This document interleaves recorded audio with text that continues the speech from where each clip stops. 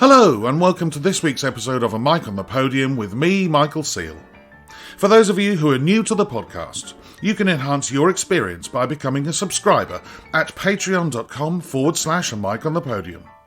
There, you will find 6 different levels of subscription, which could include 2 new podcast series, a monthly bulletin, group and personal Zoom meetings, articles about conductors and the art of conducting, mini episodes attached to this series, and even the chance to have some conducting lessons from myself. The details are in the show notes below, and it would be lovely to see some of you join our ever-growing supporters club. Today, I conduct a conversation with the first Australian conductor to appear on this podcast, probably the most famous Australian conductor conducting today. She's had a truly international career, working all across the globe, including becoming chief conductor and chief executive at the Hamburg State Opera, and soon she'll be returning home to start as chief conductor with the Sydney Symphony Orchestra in 2022. It's a great pleasure to welcome Simone Young. Simone, how lovely to see you and speak with you today. How are you? I'm fine, thanks. I'm coping with being stuck in a hotel room in quarantine in Sydney. It's my second bout of hotel quarantine, and I've done 2 stints of quarantine back in the UK. So I'm getting quite used to this. So how long have you been stuck in this particular hotel room, and how long have you got to go? I've got 3 nights and 3 full days to go. They'll let me out late on Monday. So yes, through the worst of it. We do another, tomorrow's day 12, they do another COVID PCR test tomorrow. And then when that comes back clear on Sunday, then we get our release papers. But it's, it really is no fun. You know, Sydney hotels are not built for people to spend 24/7 in their hotel rooms. So the windows don't open. And they're designed to maximize the effectiveness of the air conditioning. Yeah. And frankly, being locked in a room for 14 days with no window that you can open is a little daunting. But I'm nearly through it. Well, it means I've got a captive audience, which is not a Yes. bad thing, which means I can go right back to the beginning and find out what were your first earliest musical experiences. Did you come from a musical family? What was your first instrument? How did it come about? Yeah, no, I'm the black sheep of the family, very definitely. I'm the only musician. My grandmother had a piano in the front room, as was often the case, and so that was really my first experiences. We didn't, and the radio, we didn't even have a record player until I was 12. So piano was very much my first instrument. I started on a paper keyboard, you know, one of those fold out cardboard keyboards, until it was indicated it wasn't just a passing phase. This was something I wanted to continue with. And then we got a piano, which is now with me in Sussex. It has traveled the world with me, that little piano, and my granddaughters hammer away on it. That's the one they're allowed to play. They're not allowed to touch Nana's Steinway. And so going through your teenage years and whatever else, the piano was your thing. You didn't play any other instruments, orchestral instruments? I did. I was a flautist as well. But my big thing in my teenage years was composition. I studied composition while I was still in high school. I was on scholarship to go to the conservatory to study composition, and that was really my big thing. But I mean, we're talking the late 70s, and when I started my musical studies at the Conservatorium in Sydney, it was as a composition major, but this was the time of heavy-duty serialism, and electronic music was still all analog and reel-to-reel tape splicing and things. It was fascinating stuff, and I'm very grateful for having had a compositional training, but I very quickly learned that what I really loved was making music with other people, not sitting in a room for long hours by myself. What I didn't realize, of course, is as a conductor, you do spend many a long hour sitting in a room by yourself studying scores, but hey, that's how it is. You certainly do. I mean, as your biog says, that you've studied piano composition and conducting at the Sydney Conservatorium. I can't say that word. Sydney Conservatorium Well, of Music. it should say I studied conducting, because I've actually never had a conducting lesson in my life. Oh, well, you've just I tell a answered my lie. next I've had question. one conducting lesson. Yeah. There was I did a postgraduate diploma in repetiteur studies at the conservatorium. I was the kind of student that everybody hates. I dropped out after first year because it didn't move fast enough, and then I was an autodidact and did a number of diplomas from the UK by extension study, and then went back as a postgraduate student, cutting the whole process short by a couple of years. And as a repetiteur, I was entitled to some conducting training. But again, we're talking 1981. It was just not considered that I would be even remotely interested. And so, most of in fact, really all my conducting training has been as working as a conductor's assistant to various people. I started working as a repetiteur with Opera Australia in Sydney already at the age of 22. And it was an exciting time in Sydney. Charlie McCarris was there every year, doing Janacek, doing Wagner in concert. Carlo Felice Cellario, a wonderful old Argentinian conductor who had grown up in Italy and had, played under Servaton and Serafin and conducted 300 Toscas in his life all over the world. He was there doing all the Italian repertoire. And Richard Bonning, of course, was doing all the early bel canto with Sutherland and doing all the French romantic repertoire.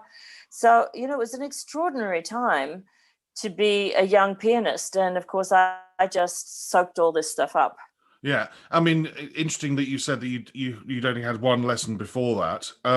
So what were you getting from these early experiences as repetiteur? Because obviously your job as a repetiteur, for those who don't know, who listen to the podcast, is really to be there playing the piano for classes that maybe the conductor's taking on, or with the singers, or maybe you're giving them training on your own.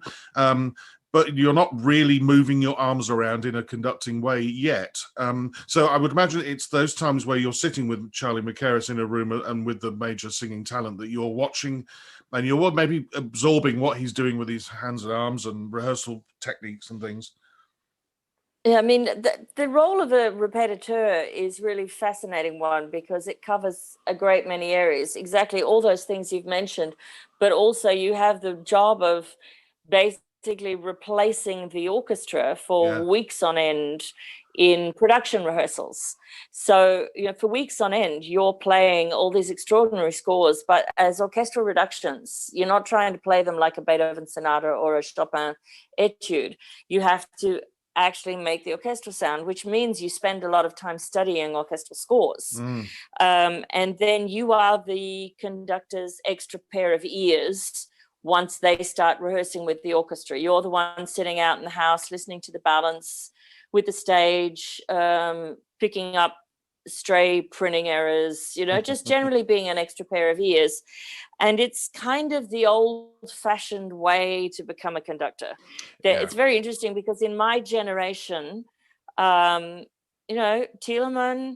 Papano, Luisi, Runnicles, myself, we all did our years as assistants and as pianists. And it was very much the way conductors back in the 60s also came to the podium through the opera houses.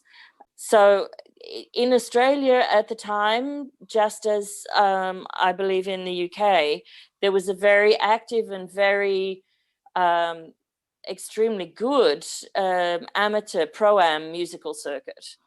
And so that was where I got my first experience as a conductor, because they just needed someone on hand who could train the chorus and then, conduct the rehearsals while you played with one hand and conducted with the other. And, it was a fantastic training. And it was actually through doing that and doing some Sondheim and talking about Sondheim with Richard Bonning, who is also a big Sondheim fan, that it came about that he became interested in what I was doing and got me to do some rehearsing with the orchestra, and that was sort of how it all started. Well, you're the first person, really, other than myself, to have talked about working with amateurs. Most of the conductors maybe dabbled in it a little bit, but we've not really talked about it. And I definitely think it's a good thing to do it at that stage of your career, to absorb as much as possible. You learn to fix problems in very early on, because you have to fix them. A lot of these problems don't exist in a professional orchestra, so you have to learn to pick up where the problems are and how to fix them. Some conductors just don't conduct amateurs or never have. What do you think? It's a good thing? I do, but do you? I think it's a great thing to do at the start. Yeah. And I think it's conducting amateurs is different to conducting students. And in the days when I was doing it, the orchestras were a real mix, the sort of show bands, we're talking Gilbert and Sullivan and Lehar, but also Sondheim and Rodgers and Hammerstein. And the bands were very much a mix of sort of really competent amateurs who'd been playing this stuff for 30 years around the traps, and students who were picking up a bit of extra cash this way. Yeah. And so, you had to, it was great. You learned a lot of very practical solutions. It was where, as a non-string player, I first learned about bowings. This is practical grounding that if you don't grow up in that kind of milieu, it's tough. Yeah. How are you going to get that kind of experience? I think it's highly recommended. And most of my Australian colleagues who were in the UK in the 80s and 90s, we'd all first met when we were, doing stuff with the Rockdale Light Opera Company and the Lane Cove Light Opera Company or the McKellar Theatrical Society. Quite a stellar alumni some of these places have now. Yeah, exactly.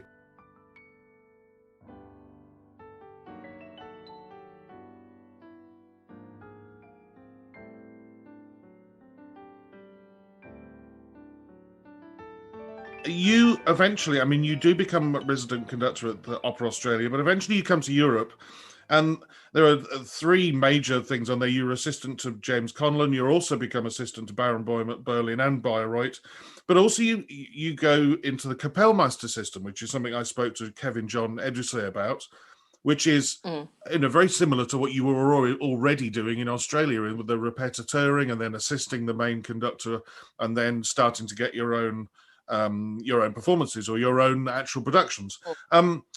Of those three things, of this stage of your career, you're still being a sponge, absorbing all material, all wisdom from anybody.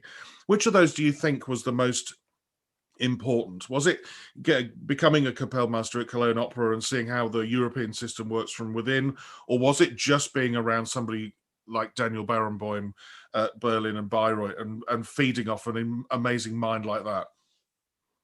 Well, I think, frankly, the one wouldn't have been possible without the other. Right. When I first went to Germany, I was 25 years old. I was from a country where the Germans knew about our sports people. They didn't know too much about our artists. Yeah. And let's face it, I was a girl. And we're talking the mid-'80s. There just wasn't anybody else out there. And so it was my very solid facility as a repetiteur, also with languages, all that side of thing. And of course, the compositional background, studying scores, correcting parts, being a very capable music all-rounder made me quite indispensable very quickly. And the first job you usually get as a young repetiteur that has anything to do with conducting, it being Germany, of course, it's all established in different classes of activity. So your first contract is Repetiteur mit Dirigierverpflichtung, which means you're a repetiteur with the duty to conduct where necessary, which basically means that you get to conduct lots and lots of offstage stuff, and they don't have to pay you any extra for it. It's in your contract. Oh, thanks. Yeah, some of the hardest things we ever have to do is conduct off stage. I mean, exactly. I've done it. It's frightening. It's fiendishly difficult, and it's seriously important to do. It's a very if you're going to do a lot of opera, it's very important to have been on the other side of it as well. And because of that and the contact with the musicians, then the next step is musikalischer Assistent und Kapellmeister. So that was my next contract, and that was then for the following 4 years. And the deal with Conlon was that as long as I didn't neglect his operas, I ended up doing 50 performances a year in the Cologne Opera, which meant that by the time I went to work with Barenboim in Bayreuth was 1991. I was now 30. I had 6 years of solid conducting experience at high level with high level orchestras and singers behind me already. And I came in to Bayreuth to work with Daniel as Tony Pappano's replacement. Tony had gone off to be music director in Oslo, and so Danny was short a pianist. And so I came in to do that ring cycle, and of course had all the experience behind me. And Barenboim recognized that. And the next thing, I had a contract with the same title in Berlin. That was from 93 to 95. But whereas Kapellmeister, you would normally get the Zauberflöters and the Hänsel and Gretels and the Barbara Sevilles and the Carmens and so on. In Berlin, I was conducting Siegfried, Tosca, Meistersinger, Elektra, Salome. I mean, all the first repertoire. And so, that was a tremendous opportunity at that stage of my career. And that was really 93. That was really when that was when I first debuted in Vienna. That was a year later in London, a year after that at the Met and Munich. And that was when it all sort of took off. Well, what a wonderful journey. And, that system seems to work. The names that were, the people you're replacing, are all names that then go out off and have stellar careers. We haven't looked at any symphonic work. And as I said to Kevin John Edusay, that this opera system seems to form either the Kapellmeister system or the repetiteur system, wherever you may be, in your case in Australia, seems to form ready-made conductors who then suddenly appear on the symphonic stage, so to speak. And if you're like me, if you're totally, I only ever played in one orchestra in my entire career for 22 years and didn't know an awful lot about who was conducting where in the opera world, you just suddenly seem to have appeared from nowhere, on the symphonic world. Everybody goes, who's this person? Oh, they're 32. Where have they been? Well, actually, they've been working bloody hard in the opera system. But you do appear on the symphonic system and principal guest with Gulbenkian, and then your first principal conductor job in Bergen. Some conductors on previous episodes have said that it's a really nice release to suddenly go and do 2 weeks of symphonic work with two separate programs, having spent 8 weeks on a production. Did you enjoy that change of pace? It's completely different. Yeah. I mean, they are two quite different disciplines that are obviously closely related. But yes, I mean, I took the job in Bergen because, as you say, I sort of suddenly appeared on the symphonic scene in around 95, 96, in the strange situation where I was already conducting all the major Wagner and Strauss works in places like Vienna and Berlin, and yet was conducting a Brahms symphony for the first time. And I had a good look at this and, found myself conducting my first Dvorak 9 with Munich Philharmonic and so on.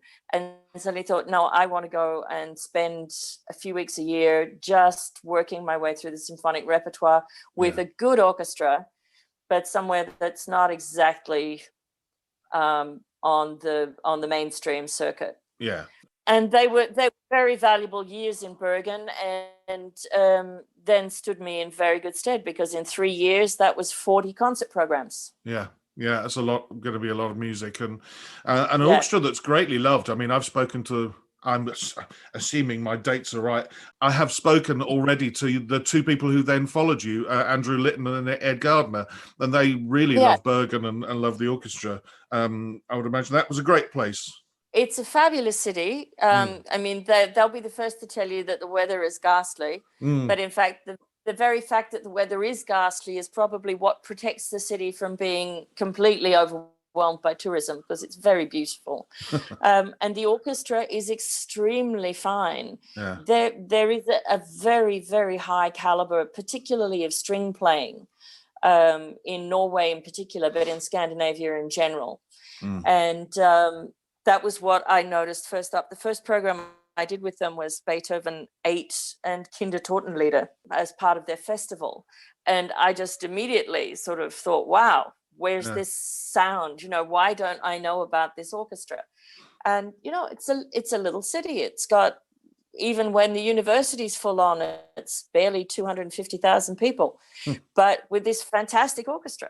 So, and a very fine concert hall. The two kind of go hand in hand often. Yes, that's true. But now Andrew said exactly the same. He woke up that first morning, opened the curtains. It was raining, grey, miserable. Thought, what am I doing here? Why has my career brought me to this place? Put the first beat down of Shostakovich 5, and he said I almost fell over because of the string sound that came out. Yeah. So what a great place to sort of learn all of that symphonic repertoire. Not long into your time there, you become chief conductor back home at Opera Australia.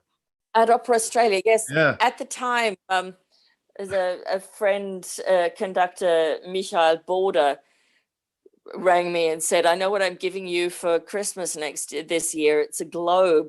What the hell do you think you're doing? Bergen and Sydney. You couldn't get to places that are further away. I racked up the air miles for those 3 years. I bet you did. It was going to be a question anyway, sort of leading on from what Andrew Litton was talking about, because he was doing Dallas and Bergen for a while. As your career goes on, basically because of the fact you're Australian and you still have ties, and now you're soon to start as chief of the Sydney Symphony Orchestra in 2022. You're going to rack up the miles, which means you as a conductor need some sort of strategy.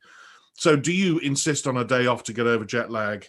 Or do you, how do you cope with it, with the traveling element of what we have to do, all of that sort of thing? Because, I know at the moment, none of us are traveling very much at all. You're one of the lucky, you're obviously gone back to do some work and you're stuck in your hotel room. But what is your strategy normally for that? Do you insist on some time off, or do you, with your manager, talk very much about your schedule? We do look at the schedule very closely, and I do these days, certainly since Hamburg. The 10 years in Hamburg was something, we'll talk about that in a sec. Since Hamburg, I've been based in Sussex in the UK. That's where the family home is, and my daughters both live in the UK, one in Birmingham and one in London. So the UK has very much been my base. And we do try to make the traveling make sense, so that there aren't 3 trips to the States in a season, that we sort of can put the concert engagements together in over 4 weeks over a 6-week period sort of thing. I find I'm getting worse with jet lag as I get older. So I'm trying to, I try to put in buffers. Sometimes it's just not possible because of the different planning cycles of different organizations. Opera companies plan a long way in advance. I've got opera bookings into 2024, long before symphony orchestras, or let alone festivals, are even thinking about what they're planning.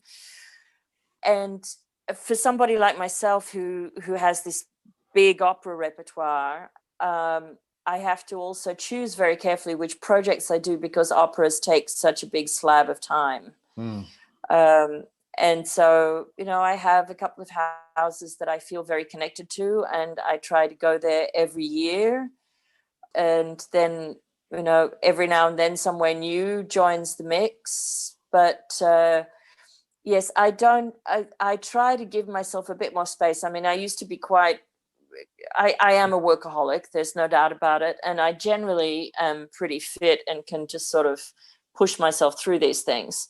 But yes, I do try to put a bit more of a buffer in place. And at the moment, as you say, it's insane, particularly with travel to and from Australia. And I still have my 96-year-old mother is living here. So that's another reason that brings me back. Yes.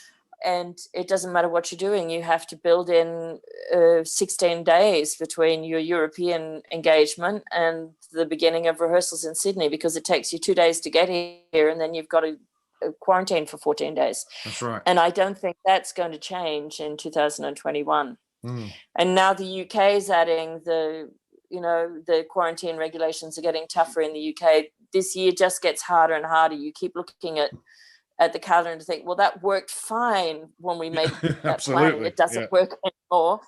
But yeah, that's one of the hardest things. And I have one manager for the whole world except Australia and New Zealand, where it's where I started. I'm still with the same management agency, though it's under a different head agent now from when I started. But I've been with them since I was 22 or 23.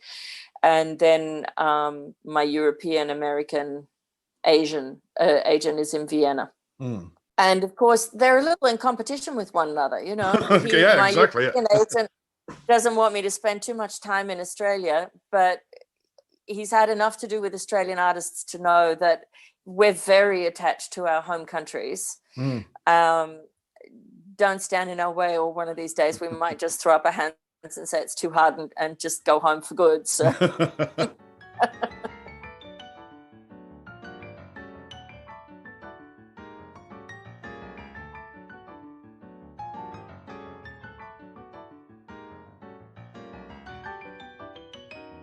You mentioned it earlier on. Hamburg was going to be my next question. And again, it's a question to do with time management.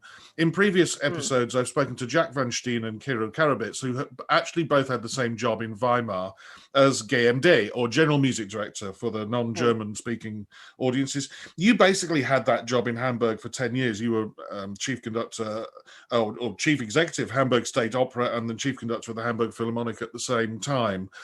Was that similar in the fact that both Jack and Kirill said they were shocked at how much time they spent in meetings and not actually doing any music making? How was that for you? It's slightly different from being a GMD in a place like Weimar. Yes, my job was even crazier in that I was intendant of the opera, which is kind of artistic director and most of the responsibilities of a CEO, as well as being music director. So I was responsible for the budget and the artistic planning of the entire organization.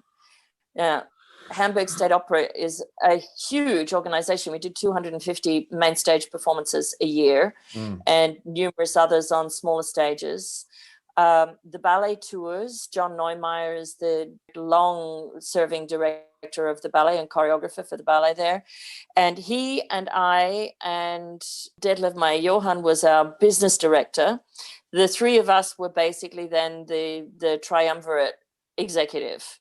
But if you think the opera basically is more or less 2/3 of the activities and the ballet 1/3. So it was a huge job, and it was that was 7 days a week for 10 years, and most days were 14-hour days.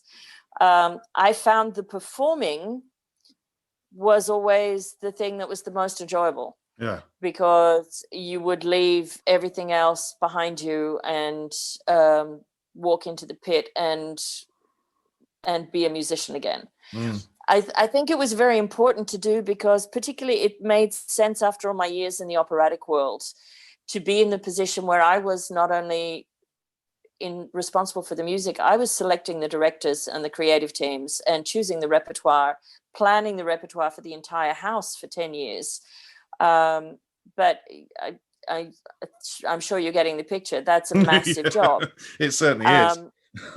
I mean, my hat But goes it's off not that you lasted surprising 10 that years, very really. few people choose to do that. Yeah, I Yeah, mean, I yeah, think the last person in Germany who did that was Savalich yeah, in Munich. yeah. Yes, and I had a good team, of course. Without a good team, it would not have been possible.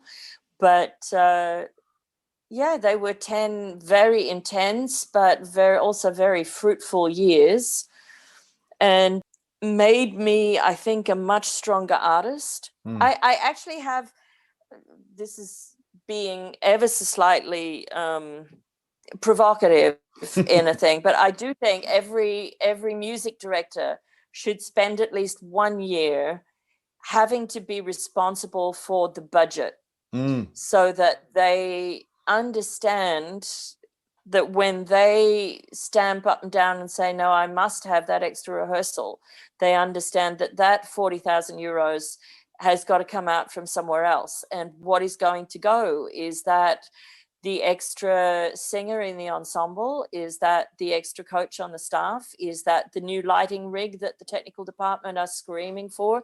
What are you balancing up?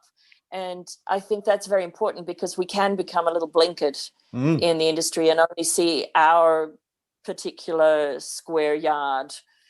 I don't think that's provocative at all. I think that's a very fair comment, and one that I think you're right. I mean, you hear stories about, I'm only coming to your orchestra if you'll let me conduct Mahler 2. Well, Mahler 2 is not cheap to put on. No. And exactly as you said, I will only come if I have so many rehearsals. Well, we can't afford those rehearsals. And I think, whether you're guesting or whether you're a music director or a chief conductor somewhere, having a knowledge of how an orchestra runs is paramount. I mean, I got it through being on artistic committees and committees as a player. You get to hear about how budgets work, and why we can't all have a 10% pay rise every year and all of that sort of stuff. So I got to hear about it from that angle. But I think some conductors could benefit from, as you say, doing it. And it's certainly not something that musicians from any field, orchestral musicians, pianists, singers, it's not something that we study at any time. Yeah. I mean, it's certainly not part of any part of the training. Yeah. And I do think these days that, or very soon, some music colleges are already doing it, but I think many music colleges are going to have to introduce IT streams so that musicians are more technically savvy.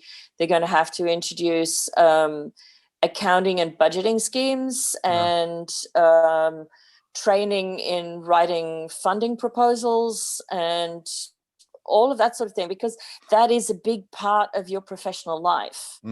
That's just part of the reality of being a musician in 2021. At this point, I asked Simone about her teaching role she'd had in Hamburg and what her approach to teaching conducting actually is. Her answer to this question and the following discussion we had about the whole world of teaching conducting has been made into a Patreon exclusive bonus mini episode. To access that 15-minute discussion, as well as all of the other previous Patreon exclusive mini episodes, just open up the details attached below, go to patreon.com/a mic on the podium and subscribe today. It's very quick and easy, and for as little as £5 a month, you get access to a whole new set of content, all associated with this podcast. Now, back to our interview and the question that every conductor has been asked. A question that every conductor is asked, and you should be no different, and music lovers are interested in this, but also the conducting geeks and students. When you come to learn a new piece or study a new piece, it could even be an old favourite, do you have a system? Do you sit at the piano, or do you just sit at your desk in silence? Do you work from page 1 to the end, or do you start big and then zone in on things? And are you a marker-upper, a scribbler of things in your scores, or are you one of these who the pencil is not allowed anywhere near those white pages? Because as you can imagine, I think you're about the 68th or 69th conductor I've spoken to. Everybody's answer is different, and it proves that we're all different. But how do you go about it? Sure. Well, I'm very definitely a scribbler. For me, my score is a roadmap. Yeah. And I'm very fortunate to have perfect pitch. I can read a score and hear it in my head, so I don't need to have access to a piano. Right. Which when the schedule's tight is very useful because it means studying on a plane or whatever it's all possible and it's not a problem. That being said, at my stage, I'm going to be 60 in a few weeks. I've been doing this job for a very long time. It'll be 40 years relatively soon. Unless it's a contemporary work, there's not a whole lot of repertoire that I approach that is new in the sense of being totally unfamiliar. I liken it perhaps to a Shakespearean actor who has performed half a dozen Shakespeare tragedies and is sitting down to learn the next one.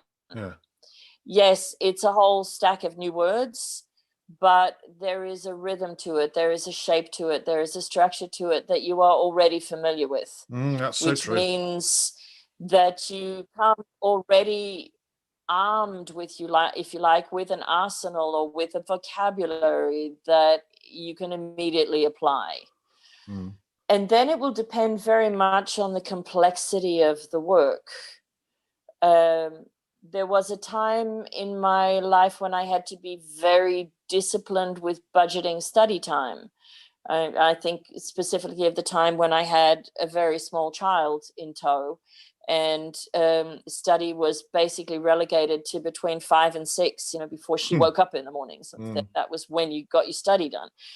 So yes, my process will be, let's say, okay, let's take a work that I have conducted, but I haven't conducted in a long time.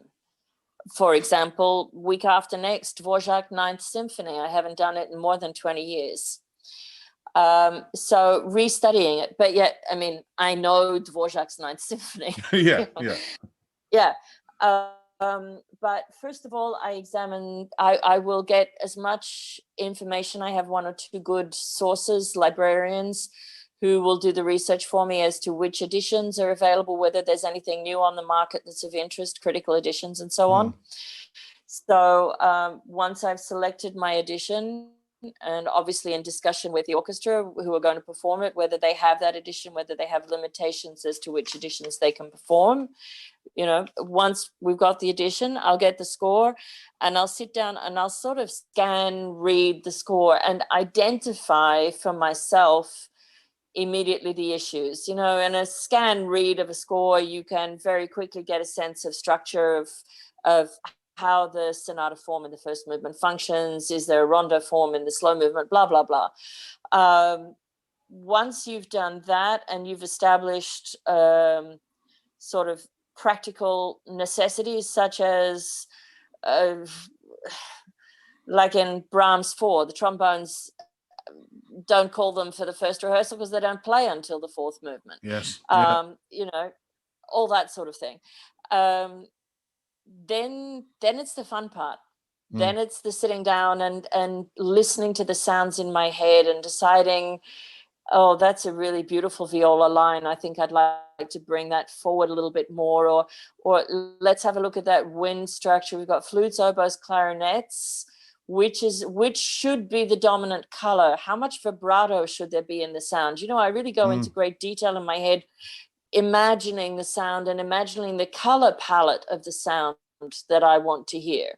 And that's when the doodling comes in. That's when I start scribbling in the score. I'll start scribbling vertical lines to indicate phrase lengths and phrase structures. I'll put a little red mark ahead of pizzicati or interesting accents in the timpani.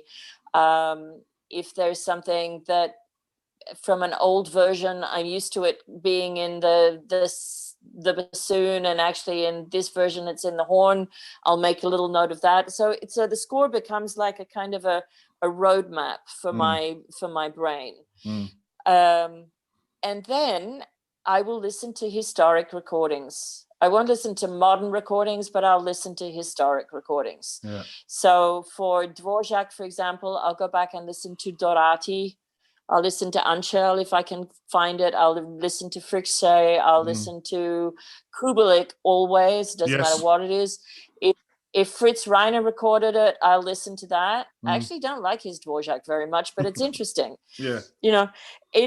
it's not that you're searching, it's not that you're looking for something to copy, but these are people whose performances I would travel to hear now if they were alive. So I listen to them, to the recordings they made, and you learn a great deal from that. I mean, Pavayevi says as a film on the Berlin Philharmonic website, Philharmonic Concert Hall website, which says, he says, you'd be stupid not to listen to how these great conductors did them in the past, did any music in the past. Yeah. It's so arrogant of any young conductor to think, I don't need to listen to how Furtwängler did it, or Ansel did it, or Reiner did it. I mean, it's absolutely ridiculous. I'm with you. I mean another name, the Kurtesh, Istvan Kurtesh of the Dvorak Symphonies, they're wonderful recordings. And we'll often go to those as well. Yep. And, when I think as a young conductor, I traveled on an overnight bus to Munich to hear Celibidache conduct Brahms 3 and Brahms 4. And frankly, if Kleiber had been around then, I would have done the same. Yeah. I didn't have access to Kleiber. And frankly, when I was growing up in Australia, I didn't have access to any of these people in the 70s and 80s. So recordings are a tremendous resource. And yes, I also don't understand the arrogance that I sometimes hear is, I won't listen to a recording because, then it would interfere with my interpretation. And I think, well, how fragile is your grasp of the music if listening to how somebody else does it is going to upset how you decide to do it? Absolutely, yes. It might inform it, and that's all for the good. So that becomes an interesting part. And I usually find I'll start with about 10 recordings, and after a week, I will have whittled them down to 2 or 3 that I think are interesting. Yeah. And then I'll probably, if I've done my timing right, then I will put it away, because that process will have happened about 18 months before the concert. I'm with you in that. I do mine 9 to 12 months in advance, and then it goes on a pile on my desk, and then I'm doing the next thing 9 or 12 months in advance, and then I come back to it much later, much nearer the event, and think, right, I'll open it up again. And your roadmap, or the other word I use is a Bible, or there's a car manual called a Haynes car manual, which gives you all of the wiring loops and how the brakes work. And it's every now and then, if it's a work I've done many, many, many times, and the score is full of scribbles, I might get another score and start again and eliminate most of the scribbles. Yeah. But there's also something about the picture of a score. My memory is extremely photographic, so it is very visual. I'm not one of those people who can whistle the second subject of numerous movements from various symphonies, but the moment I open the score, it's like somebody's pushed a button on the hard drive, and I can tell you where I conducted it, when I conducted it, who was playing, and in which bar so and so went wrong. And they will be memories that 5 minutes earlier I will not have known I had, but they are triggered by the visual impulse of the score. So that's kind of the process. And I'm also not somebody who learns, who sits down to determinedly memorize a score. The memory happens or it doesn't happen. So I'm quite at ease about that. Usually I find if it's a symphony I've conducted a few times, I'll then do it from memory. It's fine. But it's not something I actively do, because I've seen too many of my colleagues in their younger days memorizing by phrase and bar lengths, and that's not memorizing a score. You've memorized the score when you know every tiny intimate detail of the score, and you know what you want to do with every tiny intimate detail of that score. That's when it's memorized. Absolutely agree with you on that as well. There have been moments when people have said to me, "Oh, surely you know that piece from memory by now." And the answer comes back from me, well, no, I don't, because it's, there are certain things that I'm still discovering, or yes, I might well have conducted it 25 times. But then I remember doing, funnily enough, 3 Dvorak 9s in a row in Korea. And I'm not sure I'd even conducted the piece that often before. I mean, as a player, I played it once a year or twice a year for 22 years. And on the third gig, I just decided, right, I'm just not going to open the score and see how far I get. And I got all the way to the Yeah. end, and it had gone in, But that was just that's how that piece works, but not every piece. Definitely not.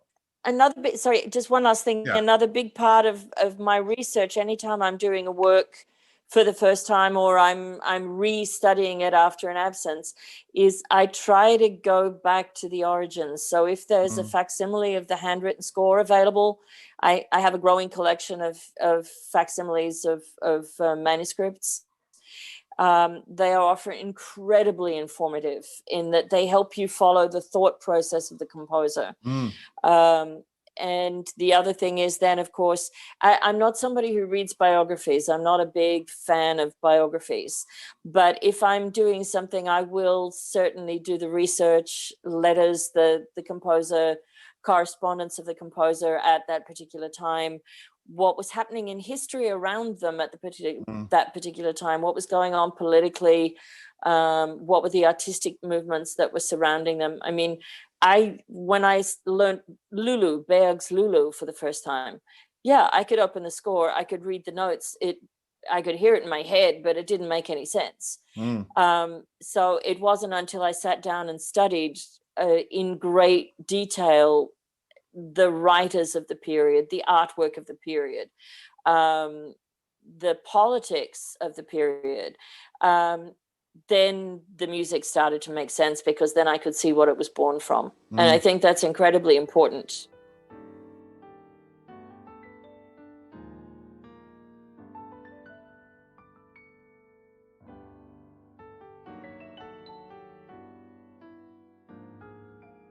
About 5 or 6 episodes ago, I spoke to Marin Alsop, and you and her obviously have much in common. I called her a trailblazer and talked about, she was the first female conductor to conduct at the last night of the proms, and a female conductor is a phrase I hate using, but sort of have to use it, and other such things that she was the first in. You are no different. You were the first female conductor to work at the Vienna State Opera in 1993, the first to conduct the Vienna Philharmonic in 2005, but also the first to appear at Paris, Dresden Staatskapelle, Berlin, Munich, in opera houses.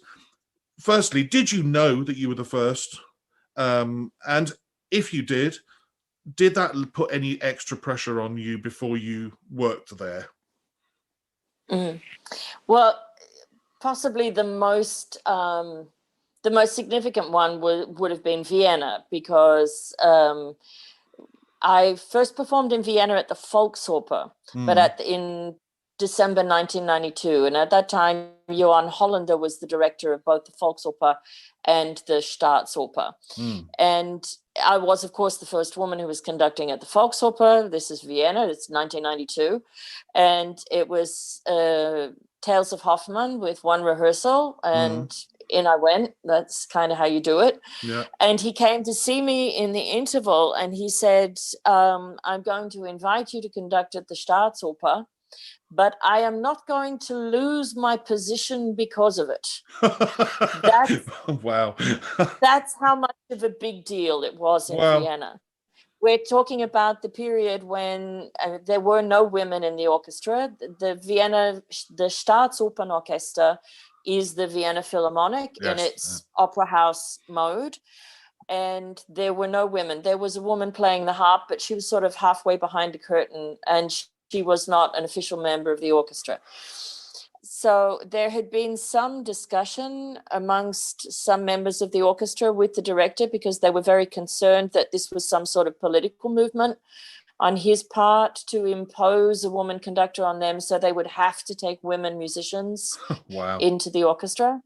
But by that stage, I already had the sort of stamp of approval from Barenboim. I was already conducting Wagner and Strauss in Berlin. And so that traveled. But the first performance was a La Bohème with no rehearsal. No orchestral rehearsal at all.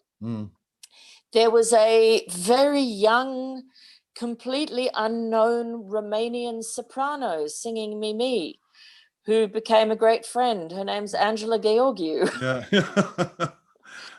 And so she was very young and very new on the scene at the time. And I said, that's fine, no rehearsal, not a problem. But I would like to meet the concertmaster. So I arranged to meet the concertmaster. And we met, and our conversation amounted to him saying, it's nice to meet you. You know the opera, you've conducted it before. I said, yes, I've been conducting it in Berlin. Very good. You know the opera, we know the opera. I look forward to seeing you in the pit tomorrow night. That was the sum total of our conversation. No discussion of beating patterns, no discussion of any of that sort of thing. So anyway, one would think that was intimidating enough. Yes. But in fact, that wasn't what I found really quite daunting about the whole thing. What I found daunting about it was that I was a girl from Sydney who had somehow ended up conducting in the Vienna State Opera.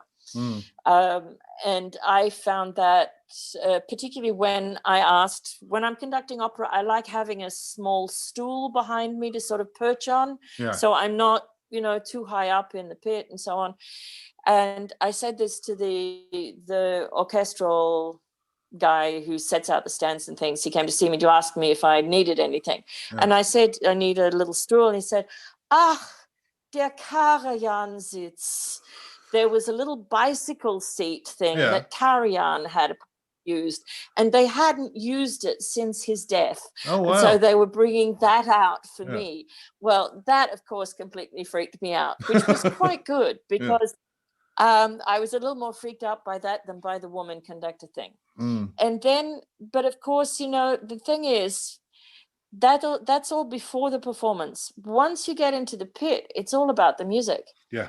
I never think, in the moment when I'm conducting, I never think, are they going to like me? Are they not going to like me? Oh my God, what am I doing here? I'm a woman. Why am I here? I mean, I'm thinking, it's Bohème Act 1, and in you go.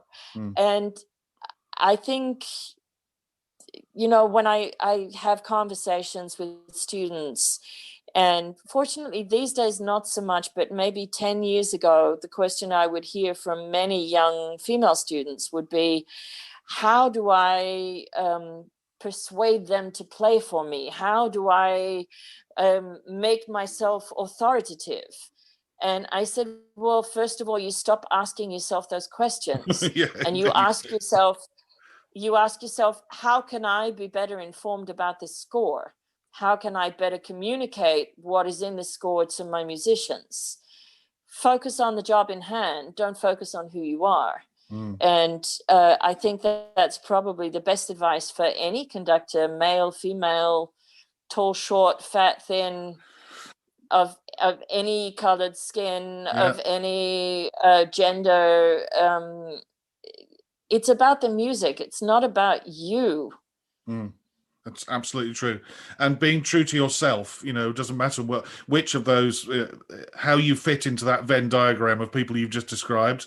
Be true to yourself, be true to the music. And, orchestral musicians are pretty smart. They'll spot a faker. They'll spot somebody who's trying to be something they're not, and just be you. And exactly as you said, the minute the music starts, the problem often comes with all of the guff and PR and hype and media stuff that happens beforehand, which was sort of what I was alluding to, is that, did that affect you in any way? And seemingly by the time you you give the upbeat to La Bohème and off you go, it doesn't, because you're just in the zone. I hate to use that phrase, but it's a phrase that people use. So and your advice, of course, it happened all over again.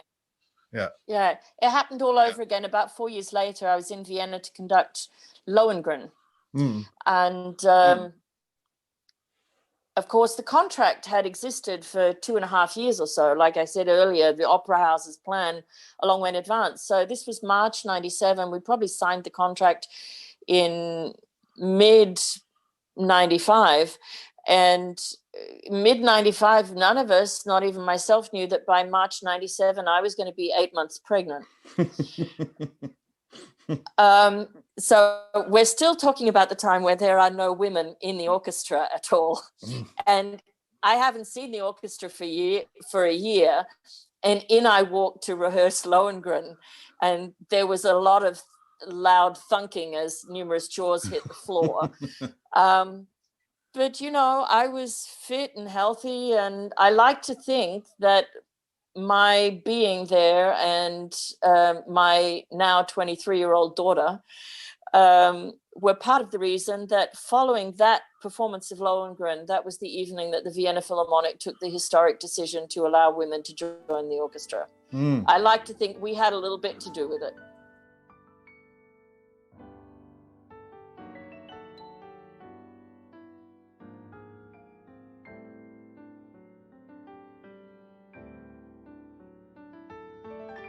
Simone, it is that moment where we must traverse the 10 questions that everybody has had to answer since episode 1, and you will be no different. So I start with, what sound or noise do you love, and what sound or noise do you hate?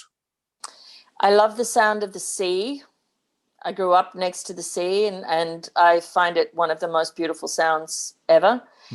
And what sound do I hate? Background music. Music, yeah. Music. Yeah. If it's music, I want to listen to it. What I can't stand is that kind of, when you're on the tram and somebody's got the headphones in and all you can hear is the doof doof and you can't hear any of the rest of it. Yeah, that drives me insane.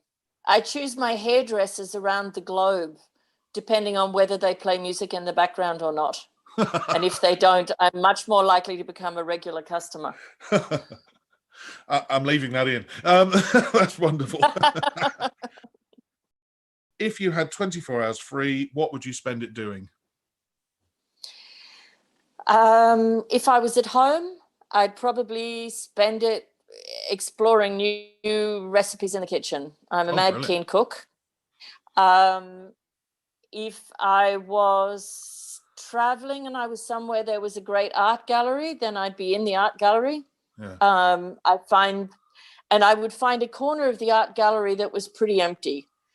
So I'll try to find a quiet corner in a gallery, even if it's not the most popular paintings or the most famous paintings in that gallery. Just the chance to sit in solitude and quiet and examine or study or gaze at a work of art is really a great privilege. Yeah. And if that's not available and the sea is close by and the weather is halfway decent, then you'll find me seated on the sand or on a beach, just staring at the moving water. Sounds good to me. Yeah, I'll go and sit by a river and watch the boats go by. It's a nice way to spend an hour or so. Yeah. Going on, you can have more than one, obviously. Who would be a favourite conductor of Yesteryear? Oh, difficult. And it very much depends on what the repertoire is. Yeah. I mean, my go-to people would be Klemperer, Keilbert. Ooh. Then, of course, Fritz Reiner, George Sell, Anchel, Frixey. I mean, there's a whole stack of them. I'm fascinated. And if we're talking slightly more recent, I would always listen to Macaris, Haitink, Boulez.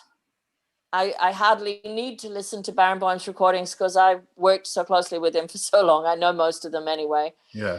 Yeah, I'm sure I've forgotten so many people who, I think, curiously enough, I think Abbado and Muti are both often incorrectly overlooked in a lot of repertoire outside their sort of, standard repertoire. Yes. I find them both fascinating in the symphonic repertoire, quite extensive range of repertoire. Ozawa and Ormandy, of course. Yes. I mean... Well, you mentioned Ozawa and Muti, who are basically still current conductors. So let's ask question 5, which is, and who would be favourite current conductors? Again, would that be repertoire-led decisions of yours? It would be very repertoire-led. I mean, doesn't matter what it is. I would always, Barenboim is right up there because I just am fascinated by how he thinks musically. Here is somebody who utterly believes in sound and phrasing and structure. Yeah. And that is my philosophy as well. Muti, Abbado, Boulez is sadly no longer with us. Haitink is still with us. Yeah. Oh Lord, who have I forgotten? I've forgotten lots of people, but well, it's all right. It's all right. Daniel Harding said that this question was cruel, and other people have said, "Oh, this is the hardest question of all of them," because it can be repertoire led, but also it's very difficult for us conductors to actually go and see other conductors working. It's only if you go a night off in a city and a visiting orchestra is touring or something, we might be able to bump into a colleague of ours or go and watch them actually work. It's only through recordings, isn't it, that we get to know people. And the problem is often if you're relatively well known in the industry, guaranteed some enthusiastic member of the audience is going to stop you at the end of the concert that they've seen you sitting in the audience for and saying, "And what did you think?" Yes, exactly. Yeah, so exactly. You've got to be pretty sure before you go that you're going to like it. Oh, that's so true. What is the hardest work you have ever conducted? The hardest work technically that I have ever conducted would be Schoenberg Servaton. Oh, yes. Because it is extremely complex, but also if you're going to do the work justice, it is a spectacular soundscape and requires the same kind of beauty of sound that you would expect from Mahler and Strauss. I mean, he was writing it for the same musicians. Yeah. Very, very difficult score.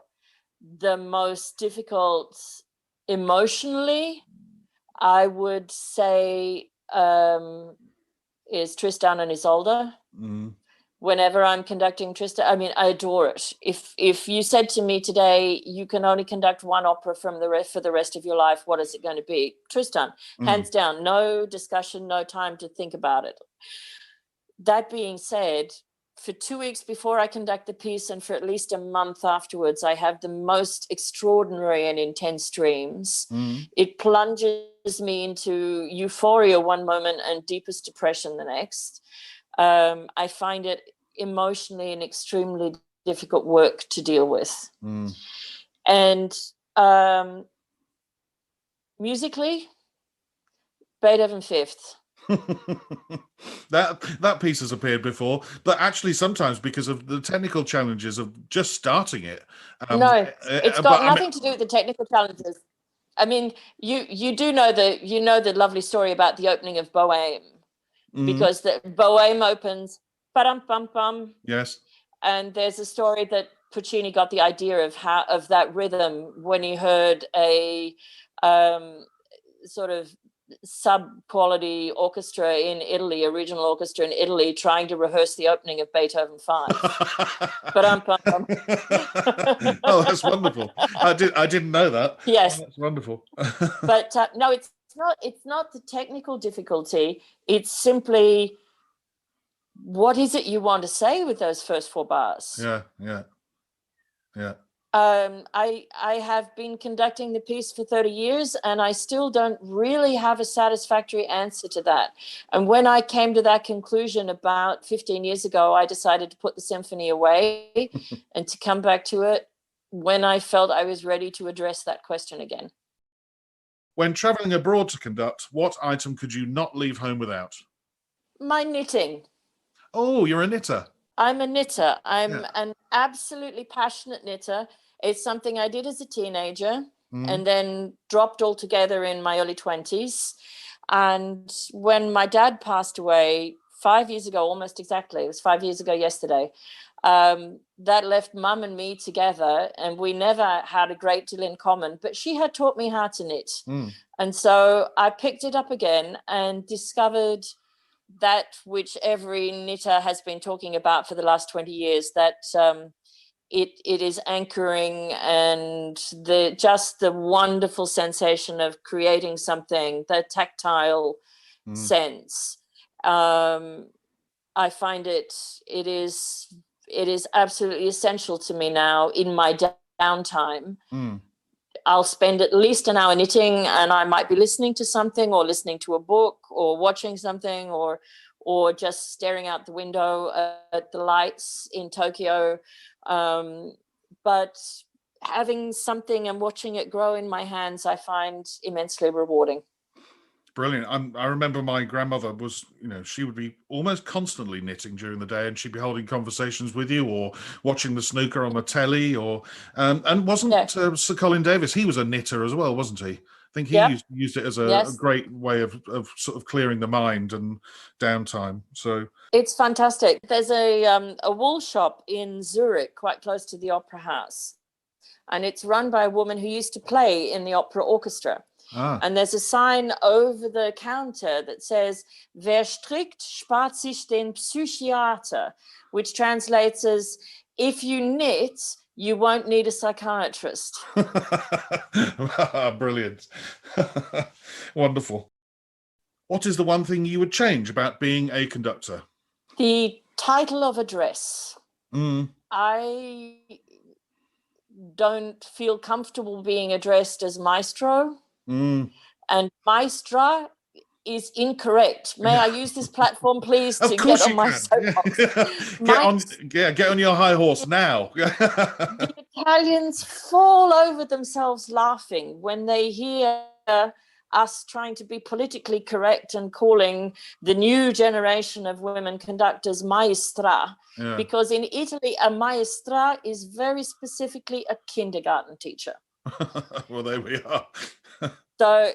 So they think it's terribly funny. When I conduct in Italy, I am Madama il Maestro.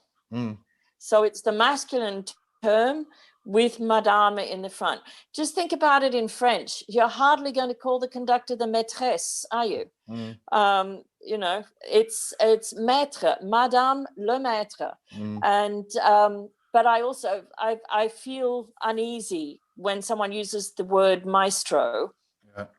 Because I think maybe by the time you got to 75, you're worthy of that title. I'm just not sure any of us younger than that are really worth that honorific. It was an answer I gave in episode 1 of this podcast when I did a little taster for people to discover what it was all going to be about. I can't remember when in episode 50, I can't remember whether I gave the same answer, but I loathe the word, especially here in the UK.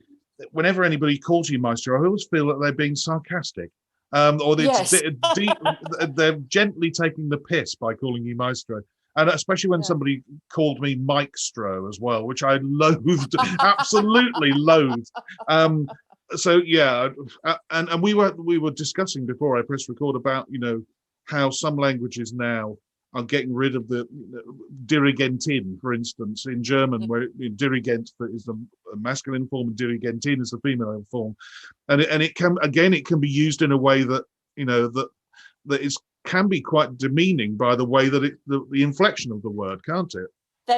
Some places have come up with a very elegant alternative for that in Germany now, which is just giving the name and then adding the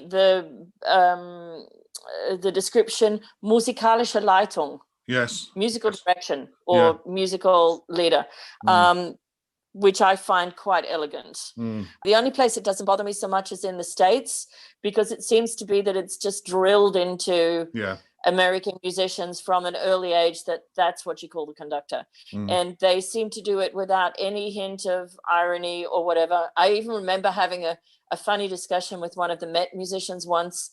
It was the job of the timpanist to collect the conductor from the dressing room and accompany them to the door of the pit, because the timpani had to get into his position after the conductor had entered. Right. So that was his job. And this young guy was playing the timps, and we'd been doing this for like a month and a half, for 8 performances or 10 performances or something. And finally I said to him, please, we've known one another for a couple of months now. You don't have to call me maestro. You can call me Simone. And he said, sure, maestro, anything you say. Well, there you are. It is ingrained in some cultures. Absolutely. But yeah, please get rid of it. Stop it now. Yep. Number 9. What profession other than your own would you like to attempt? Would I like to attempt, or would I come back and do it in my next life? Well, they're sort of both the same thing, but yeah, I mean, any job that you thought, do you know what? If I hadn't have been in music at all, I would have loved to have been a dot, dot, dot, dot, dot. Yeah. Well, if I hadn't gone into music, I probably would have gone into law because I'm fascinated by the English language and by its finesse and precision. And I probably would have gone into law, and probably from the academic side of things. But in fact, what fascinates me more and more now, and I think, well, in my next life, that's what I want to do, is I would like to be a neurological researcher into how the memory functions. I'm fascinated in how the memory functions, both in terms of what we do, muscle memory as opposed to conscious memory, but also in connection with linguistics and knowledge. I mean, how is it that our passive memory is so much bigger than our active memory? What can one do to assist accessing the passive memory? These are things that fascinate me. And I think, yes, neurological research would have been interesting. If the world were to end tonight, what would be your choice of final meal and drink? Oh, well, drink would be easy. It would be really good quality West Australian Cabernet. Probably a Cab Sav mix, about 20 years old, from one of the older estates there on the Margaret River. That would be the drink. The food, difficult. I love food. I mean, the food is my vice. I just love it. Ditto. And in fact, Leonard Slatkin and I met one another across a dining table. Oh, yes. On Hayman Island on the Australian Barrier Reef, in this lovely holiday resort where you could sign up to be at the chef's table in the kitchen and watch the meals being prepared. Yeah. And we had one of those very silly conversations where you don't know the person next to you or across the table. Yeah. My husband was with me, his wife was with him, and you start talking and you're saying, oh, it's nice, and are you here on holidays? And where do you usually, what do you do? And well, I'm a musician. Well, I'm a musician. What do you play? Well, I'm a conductor. Well, yeah, so am I. And of course, then about 4 questions in, then we discovered, of course, who we were and that we knew one another very well, reputation and colleagues and places. So we just never met. So our link was food immediately. I still haven't answered your question. If I was completely honest, I would probably have to say, a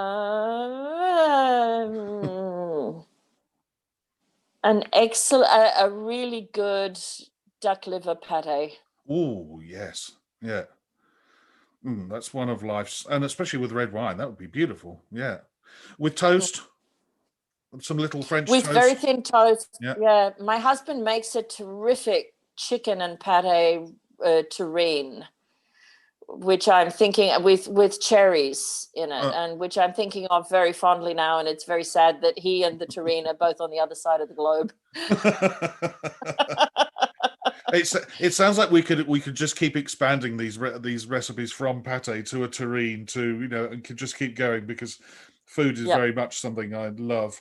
I've loved the last hour and a half with various technical glitches chatting to you. It's been a real joy. Good luck with the next 3 days of isolation in your hotel. And after all of this is over, I hope we could sit down over a glass of Australian red wine and have another chat. That would be lovely. Are you still in Birmingham? I'm still in Birmingham. Very good. Well, I do pop up to Birmingham every now and then because, as I said, my daughter's there. Oh, well, in that case, next time, give me a shout and we'll have a glass of wine together. Will do. Okay, it's been very pleasant talking to you. It's been really most enjoyable. Thank you. A Mic on the Podium was devised and produced by Michael Seal, with music by Ben Dawson. Next time, I chat with an American conductor who's had a long and distinguished career. He started out studying composition with Messiaen, and then went on to have positions with orchestras in the US, Belgium and Germany, and is now teaching back home in the US at the New England Conservatory in Boston. Until then, bye-bye.